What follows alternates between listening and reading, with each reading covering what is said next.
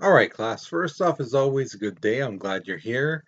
Today's lesson, as you can see from the screen right there, it's going to be about how a bill becomes a law. We're going to look at both the federal level and the local level. Okay, now the thing is, this lesson is pretty short.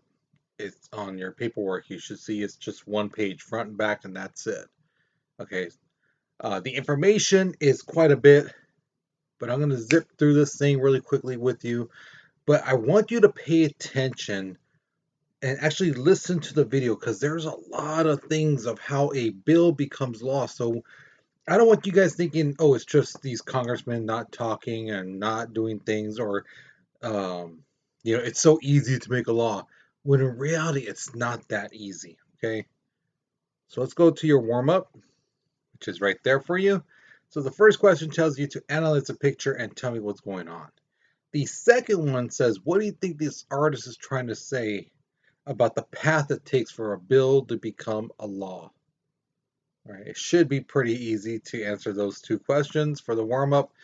So go ahead, pause the video, write your response, and because we're moving on in three, two, one. So, how a bill becomes law is usually done in 8 or 9 steps. Now, it might sound like, oh, that's pretty easy, that's pretty short, but in reality, it's a lot. Okay, so bear with me as we go through this. Step one, the bill has to be drafted, meaning it has to be written down. You hear it from people all the time. Oh, we should have a law against this, we should have a law against that, or a law for this, or a law for that. Okay, great, I agree. Now put it down on writing. That's what this first step is. Get your idea for a law, write it out. Okay, now the congressman, whether it's a member of the House of Representatives or the Senate, whichever one is the one who either supports it or wrote it, they are the sponsor. Okay. Now, anybody else who is like told about, hey, this I'm gonna make a law, I'm writing a law that says this and this and that. If anyone else agrees to it and they say, you know what, I like that, I'm gonna join on with that. They can be a co-sponsor. Okay, but the original person is the sponsor. Now, they say they write down the law. They have it written down, it's on paper. Then comes step two. So let's say this person, whoever wrote a law about giving more water to farmers. Let's just use that as an example. Let's say this person's in the Senate. What they would then do is take it to the Senate and introduce it to the floor, saying, hey, I got a new law written out about giving farmers more water. All right. Once they say that, and once it's accepted, taken in, basically on the Congress website, which is congress.gov, you can check it out and actually read it yourself. See what this law or this proposal says. Okay, so it's actually pretty interesting. I had no idea about that. So once it's on the floor, then it goes to committees. Okay, so the Senate and the House of Representatives has committee. And these are basically groups that are broken down to talk about certain things, whether it's health, dealing with international businesses, dealing with defense, dealing with healthcare, or agricultural. Okay, so in this case, the Senate that deals with agricultural stuff, they would hear this bill. Okay, now what they would then do is have hearings. They would call in experts, call in public officials who agree with it, and other supporters. Also, they could bring out some experts to say, no, this bill is bad, this bill is horrible, so people who are against it. Okay. Now, if the committee decides, you know what, we should really look into this and probably make it law, then it goes on to the next step. If they say, this thing sucks, it's not worded well, it's too vague, or just something wrong with it, they toss it. Okay, it dies. Now, I've been giving the example in class of if you've seen the movie Inside Out, where there's like that canyon and there's like old memories and then they just fade away. Basically, that's what this is for those bills. They're tossing that little canyon thing and they're basically forgotten. They die off. Okay? So think of it like that. So when you hear a bill dies, think of it like that. It just falls into that canyon, basically be like Thanos out, and it's gone. Okay? So let's say the committee says we like this. Let's investigate this more. Then it goes to a subcommittee. So subcommittees, let's say again, the agricultural group, there might be a subcommittee on like what crops the United States should focus on growing. Another one is about like the environmental issues of farming, and another one might be water. Okay, so that group would deal with this one. Hey, farmers need water. This bill's about water. They will go in that subcommittee group. This subcommittee group can then make their own studies, call their own experts, have their own hearings. But the other important thing that they can do is make changes to the bill. So let's say the bill says, oh, farmers get water, for every acre of land. The subcommittee could say, well, let's put a limit on it. Let's say 50 gallons of water per acre. Okay, there you go. If they agree on it, if the subcommittee likes it, then they send it up back to the committee. The committee would then look at it going, okay, now they can either do one of two things. Actually, one of three things. One, like it, give it the green thumbs up type of thing to go to step 6. Second thing they can do is make changes of their own. They could say, you know what, maybe that 50 gallons of water, let's kick it up to 60 gallons. If they did that, then again, it would have to go back to number 4. Step number 4, it would go back to the subcommittee. If the subcommittee says, yes, we like this, then it goes back to number 5. If they say, no, we don't like this, and it goes back to number 5, then number 5 would have that third option, which is, again, to let it die. Okay? If the committee says, you know what, we don't like this, it's not going to work, then, again, it dies away. But again, if the committee likes the recommendations from the subcommittees and they approve of it, then they say, okay, now it goes to the chamber. So now all of the Senate is going to hear the bill and they're going to vote on it. If it does not pass, it basically dies. Okay? If they say, yes, we agree to it, it sounds good, then it goes to step 7, in which now it passes the Senate. Now it has to do the whole step 3 through 6 all over again, but in the House of Representatives. And again, if along the way, steps 3, 4, 5, and 6, if along that area, the committee doesn't agree, the subcommittee doesn't agree, the chamber decides, no, we don't want this, then it dies. Okay? Then it dies. But if the House of Representatives agree with the same exact bill, remember, it has to be exact. If the House of Representatives change even one word, it has to go back to the Senate to be reviewed and go through the whole steps again and then pass again. Both sides have to agree word for word on the bills.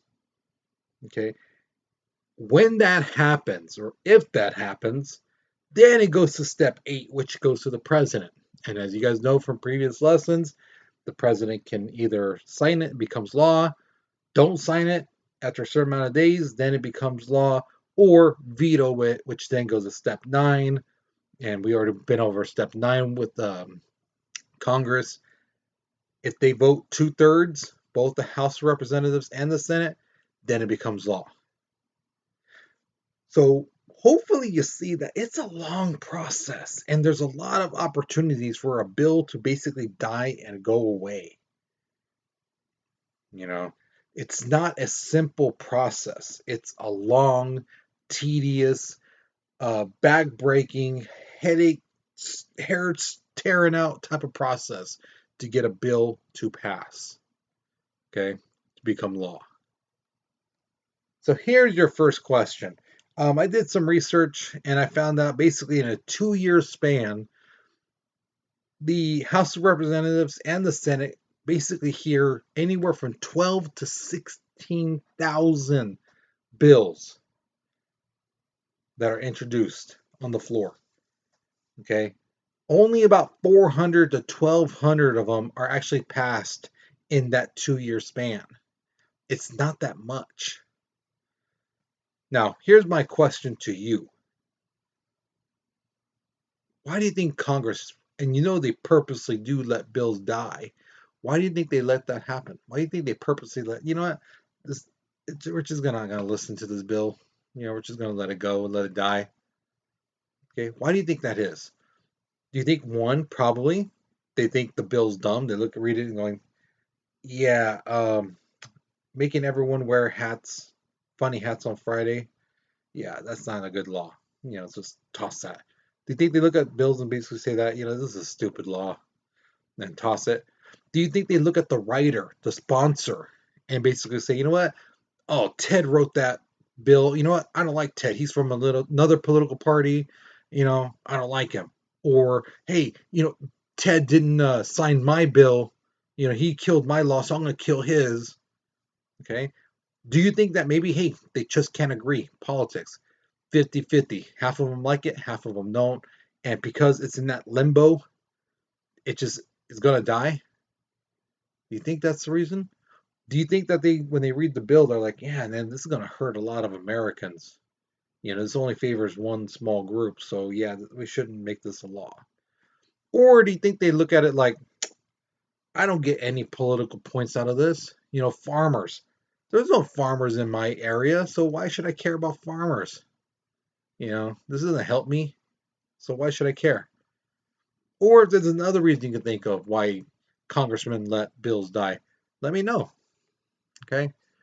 So write your response and don't forget to explain why.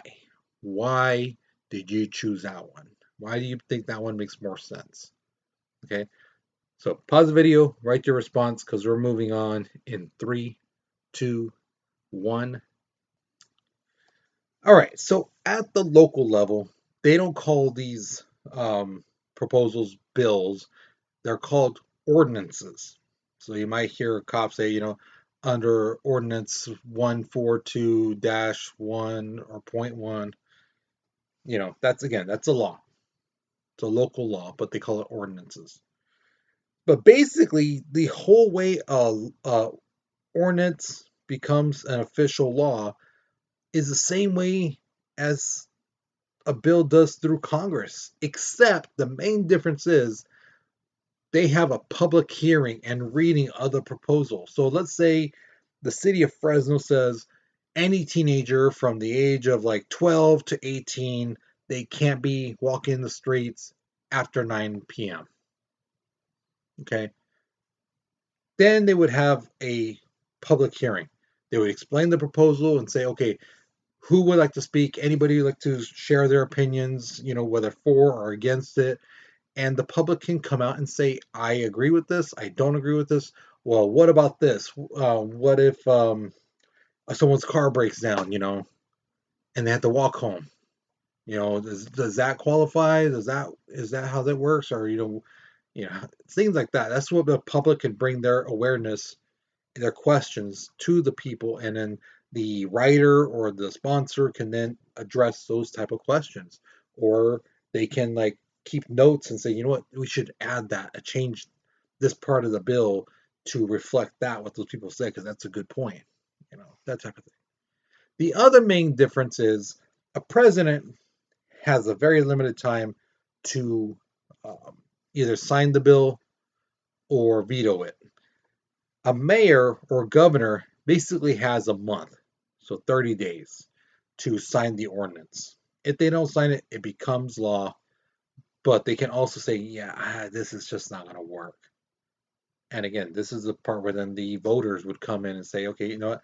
No, we want this law, this ordinance, or whatever it may be. Okay. Now, really quickly, too, you should have gotten a half sheet of paper that had two things on there. It says like city, county, state, and all that stuff. Basically, what you're going to do, let me get that. There you go.